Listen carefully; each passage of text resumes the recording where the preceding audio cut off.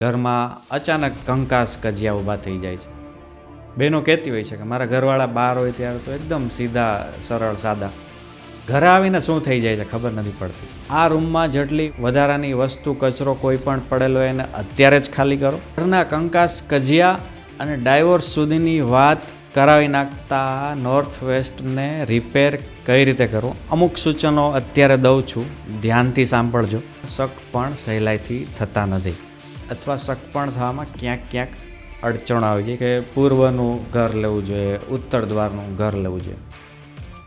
પણ આપણા નસીબમાં ઘણીવાર નોર્થ વેસ્ટ એટલે કે વાયવ્ય ખૂણાનું ઘર પણ આવી જાય છે. નોર્થ વેસ્ટ વાયવ્ય ખૂણો તમારો બગડેલો હોય તો ખાસ જોજો. ઘર કંકાસનું મુખ્ય કારણ એના સિવાય કાંઈ મને જોવામાં નથી આવ્યું.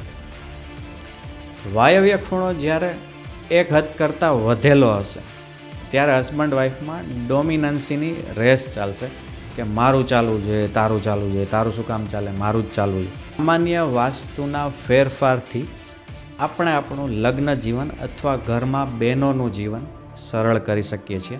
મિત્રો, આજે આપણે ચર્ચા કરવાની છે વાસ્તુ અને આપણા અંગત જીવનને સ્પર્શતા પ્રશ્નની. કઈ રીતેનો ઉકેલ લાવવો? પ્રશ્ન એ છે કે બહેનોને વિચારવાયનો પ્રોબ્લેમ થઈ જાય છે. ઘરમાં અચાનક કંકાસ કજિયા ઊભા થઈ જાય છે. બહેનો કહેતી હોય છે કે મારા ઘરવાળા બહાર હોય ત્યારે તો એકદમ સીધા સરળ સાદા, ઘરે આવીને શું થઈ જાય છે ખબર નથી પડતી. ભારતમાં ડાયવોર્સનો રેશિયો બીજા દેશ કરતાં 2% જ છે, જે નગણ્ય કહી શકાય.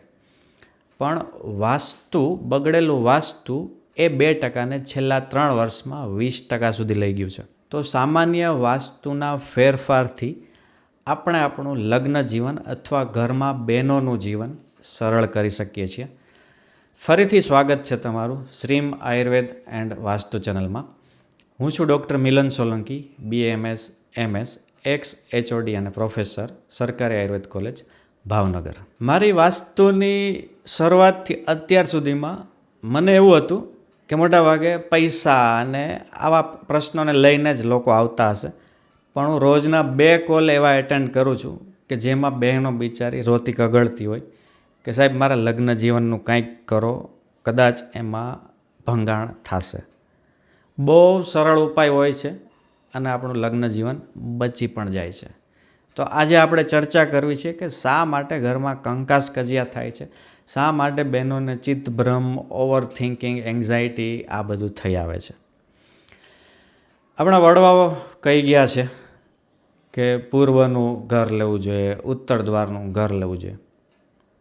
પણ આપણા નસીબમાં ઘણીવાર નોર્થ વેસ્ટ એટલે કે વાયવ્ય ખૂણાનું ઘર પણ આવી જાય છે. હવે બાળક બીમાર પડે અને ડૉક્ટર આગળ જાય તો એ બાળકને આપણે સાજું કરવાનું હોય. તો આપણી પ્રોપર્ટી છે, આપણો બિઝનેસ છે, એને વાસ્તુથી આપણે સરળતાથી સાજી કરી શકીએ છીએ, રિપેર કરી શકીએ છીએ. નોર્થ વેસ્ટ ખૂણો એ ચંદ્ર અને શનિનો ખૂણો છે. આ ખૂણામાંથી એટલે કે વાયવ્ય ખૂણામાંથી જ્યારે ઘરની એન્ટ્રી હશે ત્યારે બહેનોમાં ઓવર થિંકિંગ ઇસ્યુ રહેવા કોમન હશે.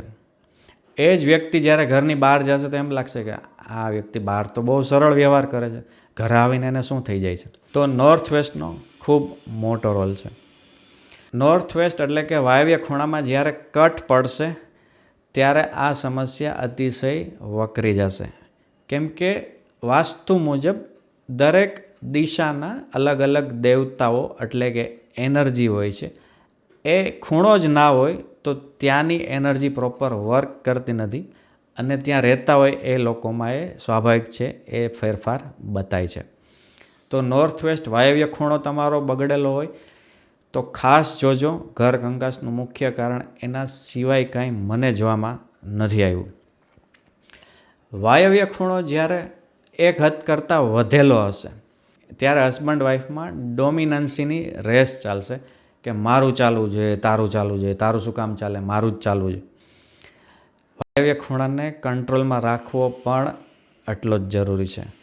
તો આ વાયવ્ય ખૂણાને બેલેન્સ કઈ રીતે કરવો એના માટે વૈદિક વાસ્તુ તમને સરળ ઉપાયો સૂચવે છે, જેમાંથી અમુક હું તમને અત્યારે જણાવું છું. વાસ્તુની ચર્ચા કરતાં કરતાં હું આટલું પણ કહી દઉં કે મને દિશાનું નોલેજ 0 હતું.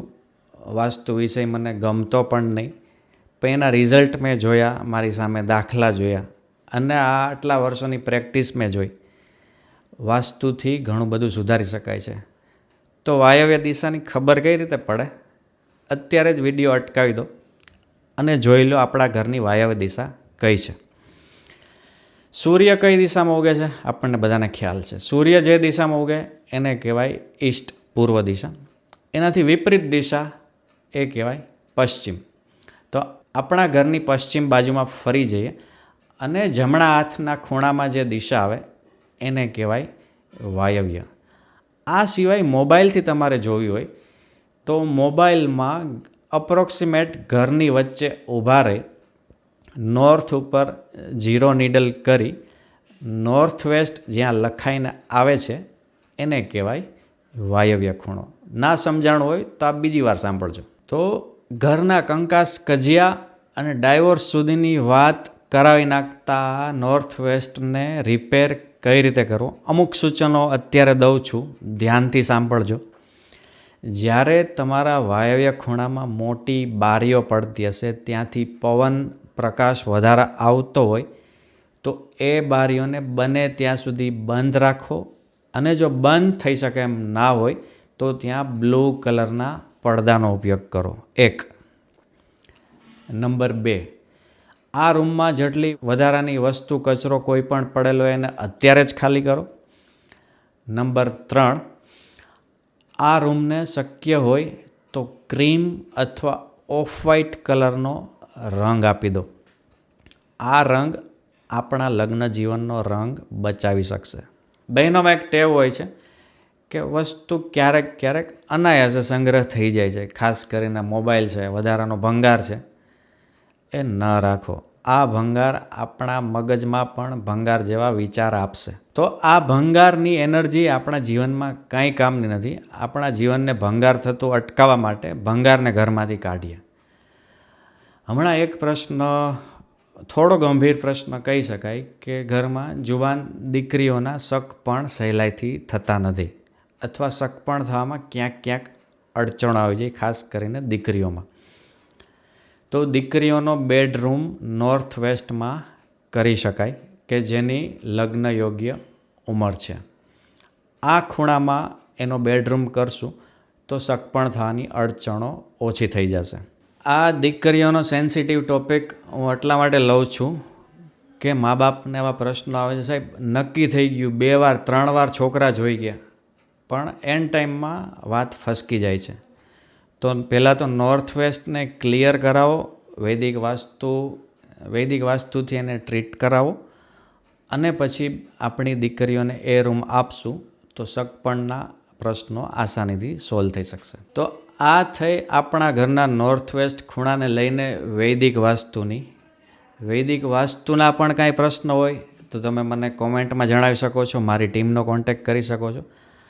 આ જ નોર્થ વેસ્ટ, આ જ વાયવ્ય ઘરમાં કંકાસ કરાવી શકે તો બિઝનેસ કે ઇન્ડસ્ટ્રીમાં શું કરાવી શકે તો એ આપણે નેક્સ્ટ વિડીયોમાં જોશું. નમસ્કાર.